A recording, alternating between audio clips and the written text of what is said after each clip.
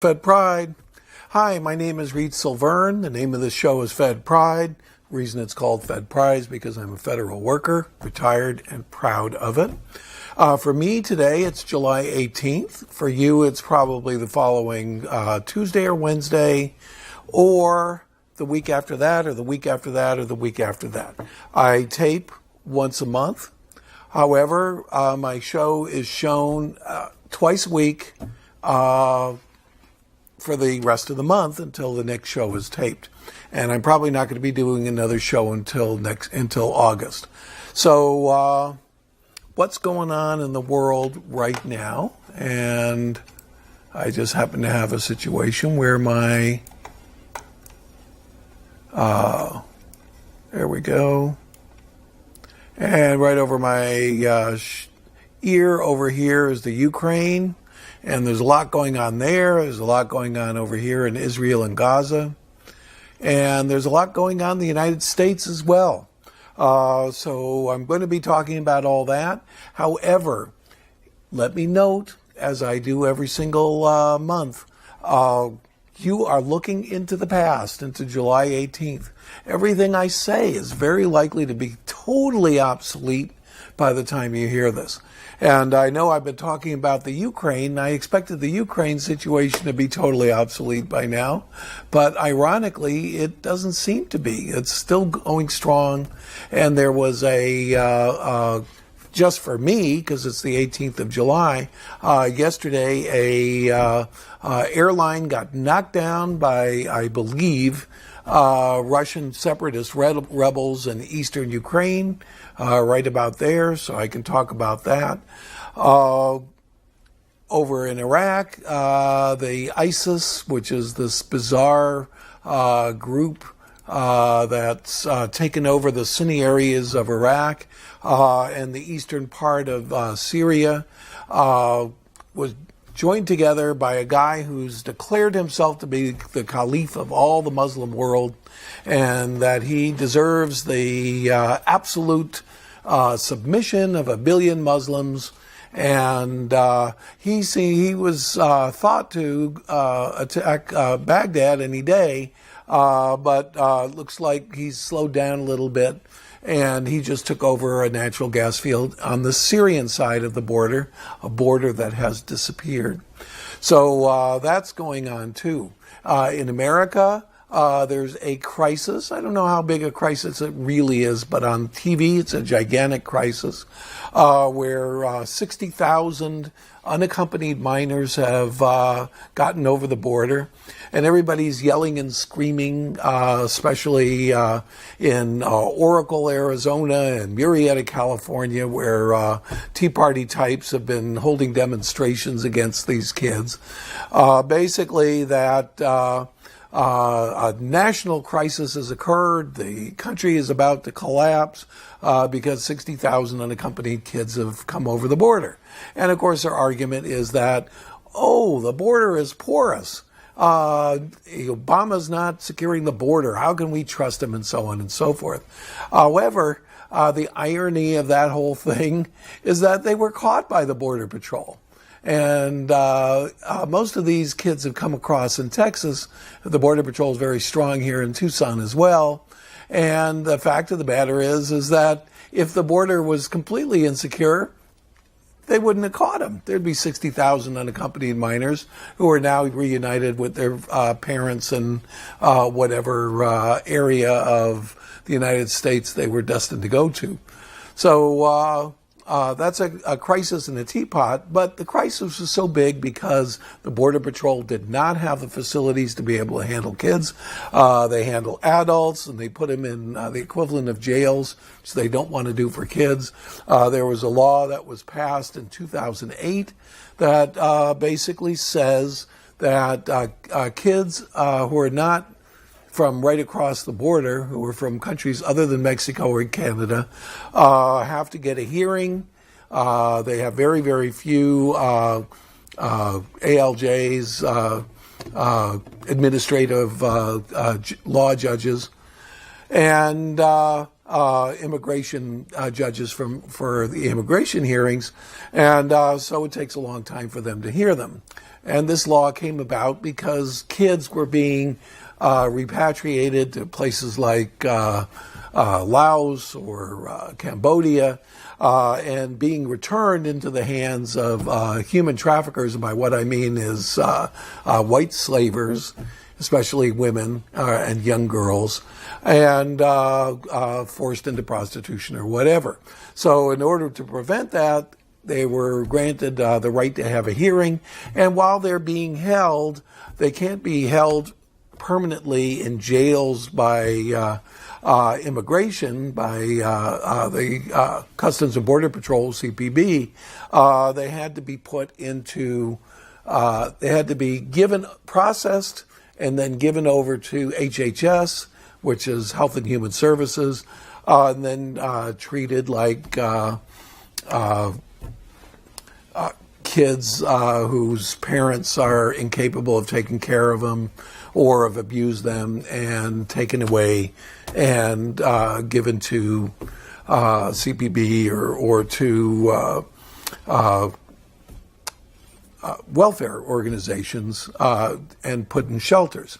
So the problem is there weren't enough shelters in the borderland of Texas, so they started picking them up, and they took one group to Tucson and just left them at the bus station. I think that's what started things. And since then, they've been taking them to various places where there's supposed to be shelters that are safe for kids. A lot of them are handled by Catholic Services or other nonprofits and so on and so forth. However, the Tea Party and the anti-immigrant folks and some of the politicians have decided to grandstand it, and basically have been encouraging people to show up and with signs and to threaten the kids in the buses and to turn the buses around. This happened in Murrieta, California, and then there was a rumor, which was ironically spread by the sheriff of Pinal County, whose name is Babu, who's famous for attempting to deport his boyfriend back to Mexico, who was an illegal alien, and got into a big scandal, but still, for some reason or another, is still a Republican sheriff of Pinal County, and he apparently called a bunch of activists to arrive at a certain spot where they thought that buses full of these unaccompanied minors would come to be processed or to be sheltered. And in fact, they ended up surrounding a YMCA bus of kids coming back from a YMCA camp out and going to Marana. So they looked pretty stupid, and the one who looked stupidest was a guy named Quasman, who's running for congressman against Kilpatrick. So he really ended up looking pretty dumb. He got national news for being hostile to kids, and he's trying to talk that down. So that kind of thing is happening here in the United States and Arizona. I do want to, just before I get into the rest of it, I want to talk a little bit about what's going on here in Access. A couple of months ago, I said that Access was in danger of closing, and it was. There was a proposal to completely defund it, sell the building, get rid of all of the what they call the PEG, which is public educational and government channels, and save a couple bucks. There is a fee that's that all of the Cox subscribers pay for, that supports public access, supports the city channel, Channel 12, Pima College, and so on and so forth. It brings in a few $1 million a year, 2 to 3 million. However, for the past 4 or 5 years, there's been cuts to the budget, even though that money was collected by the city from the cable subscribers, and for the purpose of having public and educational and government channels. There was a proposal by the city manager, who's since left, to just cut out Access and Channel 12, the city channel, save a few bucks, take all the money that is reserved and collected by the city from the cable subscribers for those purposes, put them in the city budget, and forget about public TV. The city council stepped in. They overruled them. They didn't want to sell the building because this building happens to be wired up with fiber optic, and a lot of it, which is a tremendous asset for the city. Basically, the city has access to, through Access Tucson and Channel 12, the bandwidth for 2 analog stations. So that's a ton of bandwidth, and that's a lot of expensive electronic real estate, which the city is able to maintain. So they decided to put off selling the building for a whole year, but they cut the Access Tucson budget in half to $150,000 a year. Now that sounds like a lot to me. It probably sounds like a lot to you, but 10 years ago, they had a budget of over $1 million because the city was collecting $2 to $3 million every single year for this purpose. That was cut to half. It was cut in half again. Now it's cut in half again. Unfortunately, that is cut below the cost of keeping it open. So that's below the cost of supporting this whole building with electricity, with all the equipment that they have to maintain, and with a very, very skeleton staff, with a director who's just kept this place open, done a wonderful job, and a couple part-time staff members, and that's all they have. So they do a wonderful job. I got to compliment the staff that set up my show this morning. Eric, Lisa Horn is the Horner, I believe, is the director, and she just does a wonderful job and keeps this place up and going. So I just wanted to point out, I don't want to be like NPR or something like that, but they need to raise the difference in order to stay open past a 6-month window from June. So they basically are going to run out if they don't figure out how to raise money in January or February. So there's a raffle for a Jeep, and they take online donations. It's Access Tucson, that's one word, AccessTucson.org, not .com, .org. And you go into a donate now, and you can donate a couple bucks and keep this place open. And I have donated myself, I have to admit. Also, for nonprofits, they have what they call an organizational membership, where they get all kinds of benefits, including PSAs on all over the station, and a documentary that Access Tucson does for your organization, and so on and so forth. So they have different programs for nonprofits, as little as $75 a year, but as much as $4,000 a year, which would help keep this place in business for an extra month. So I encourage anybody who's a board member of a nonprofit that needs to get their word out and needs to, or would like to have a documentary and to get PSAs, public service announcements on the station, and Access will make them for you. Call them up or get on AccessTucson.org and see what you can do to support this group, an organization which has supplied community media. Now, there's media not filtered by Fox News, not beholden to Murdoch, not beholden to Comcast, who owns NBC, just whatever you want to say. And I have to admit, it has been a privilege to be able to get on here and say what I want to say, and completely unfettered. The real First Amendment, not the First Amendment of the right of Fox News to tell you what they want to hear and to cut out all other messages, not the right of Clear Channel to put 10 different right-wing commentators and all in a row, Limbaugh, Levin, the whole group.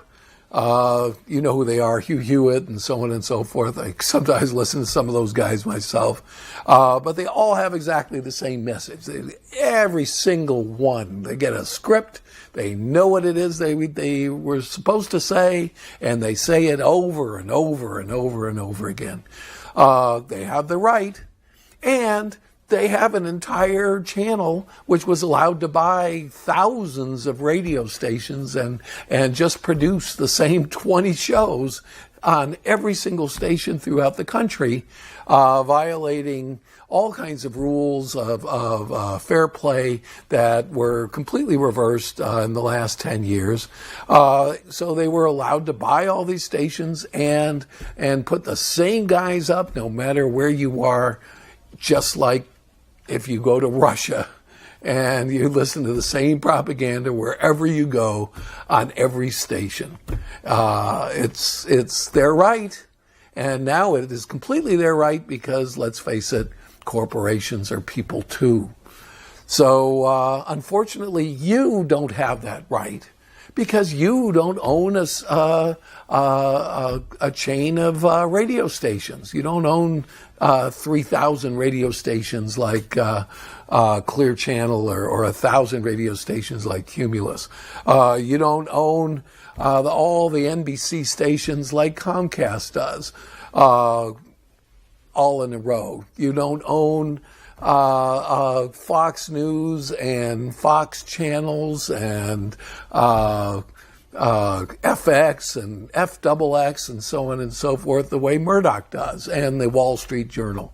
So you have your right to get across your message, and they have the right to get across their message. But you don't have very much access unless you join Access Tucson, get a show like me.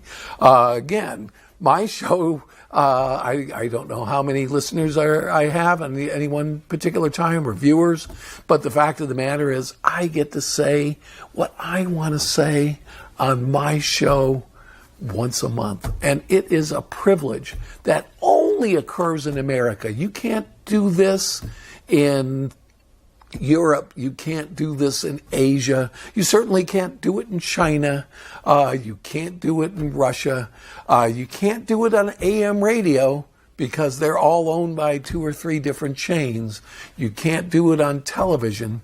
You can't do it on cable because most of the cable companies, HBO and so on and so forth, are owned by 3 companies, CBS, Viacom, Comcast, ABC, Universal, or Fox, or the Fox Group, whatever you want to call them.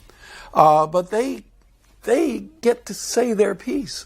But to millions and millions of people over and over and over and over and over again.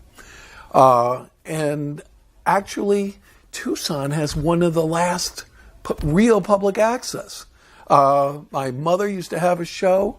I know it sounds funny, but she had a show on Beverly Hills TV, the public access TV station in Beverly Hills, California, 90210. She loved it. She had a poetry show and a couple other shows, and that is gone. And most of the access stations are gone, mostly because the satellite industry wouldn't pay.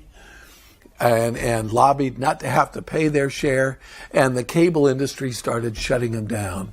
So that's the way it's been. But the city of Tucson has been good to Access, and Access is still in business. And people like me can actually say things to people like you.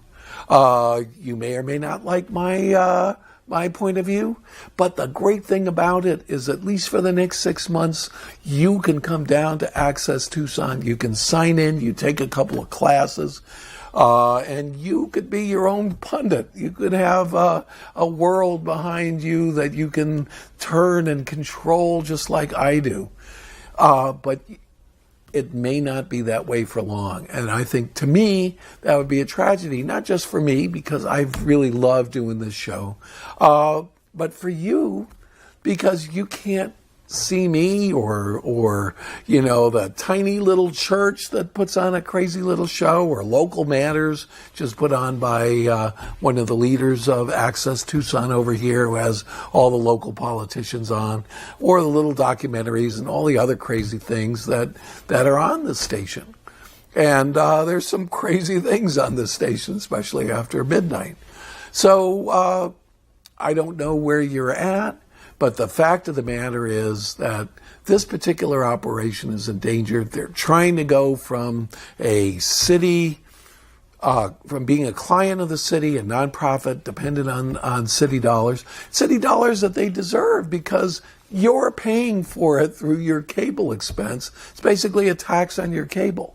But the city wants that money, and they probably have good things to do with it, but probably not better things than this. And of course, that's my opinion. But they also have their own city channel as well that's also at risk, so that you could be able to see and appreciate or disappreciate what's going on in the city council and so on and so forth. That's Channel 12.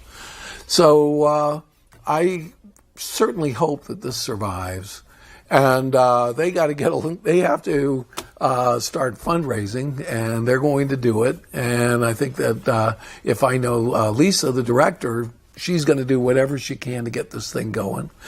And she's going to save this, because she's saved this place 3 or 4 times in the last 4 or 5 years.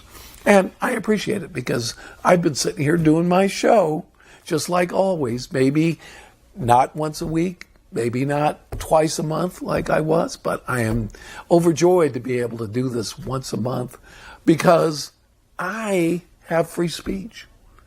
And you have free speech too, if you want it. And if this isn't here, everybody's going to have less free speech. Basically, the only free speech you're going to have is getting on your Facebook page and making a post to your 30 friends and embedding a video. So unless you're the kind who can promote yourself on YouTube to be seen by millions and go viral, everybody's dream, you don't have as much free speech as Rush Limbaugh or Hannity or a guy on Fox News or Megyn Kelly or any of these guys who have access to the 5 or 6 companies. I mean, 2 on the radio and 3 that control both regular television and cable. Because you don't know it, but HBO is the same as, I think they're owned by CBS. ESPN is owned by ABC. Basically, the same 3 or 4 companies own everything you see and almost everything you see on cable. And hopefully you're going to have access to us, and we're separate. We're different. We are actual people who've taken the initiative and said, I believe in my own free speech. I'm going to get up here and say what I want to whoever will listen. And that's going to be limited to your Facebook page if this thing goes. And that's going to be, to me, in my opinion, a tragedy. As it is, there's almost no independent television anymore. There's almost no independent radio anymore. Even the small ones are controlled one way or the other, format-wise or just outrightly by 2 or 3 companies. So there's 5 or 6 media companies that basically control the free speech. And of course, the Supreme Court has said money is free speech. So they have more money than you, so they deserve more free speech than you. And here is a nonprofit that's available to you where you can just come out here, and I hope you do, and take a couple classes, join become a member, and then exercise your free speech because you're an American and you deserve it. You deserve it as much as Hannity, but Hannity has a $10 billion corporation or a $30 billion corporation behind him, and you don't. Thank you very much. My name is Reed Silverne. The name of this show is Fed Pride. The reason it's called Fed Pride because I'm a federal worker, proud of it.